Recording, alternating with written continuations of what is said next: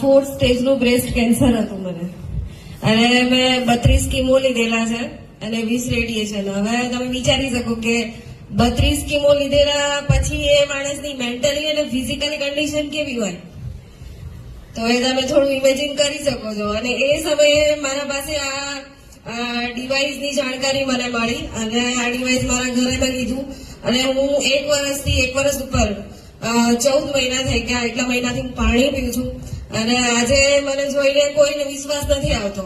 મારે ફોટો રાખવો પડે છે જોડે કે હું પોતે એક કેન્સર પેશન્ટ રહી ચૂકી છું. મારે બતાવવું પડે કે લોકો બિલીવ નહીં કરતા. આજે હું તમારી સામે છું કે 4th સ્ટેજના બ્રેસ્ટ કેન્સર પછી બી આજે મારે કોઈ જ પ્રકારની ગોળી હું નથી પીતી. નહીતર તમે જોયું હશે કે કેન્સર પેશન્ટને એક ગોળી ચાલુ છે, લાઈફ ટાઈમ લેવી જ પડે. પણ હાલ મારે કોઈ જ મને મારા બોડીમાં કોઈ પ્રોબ્લેમ નથી અને હાલ હું કોઈ મેડિસિન ખાતી નથી. વાવ.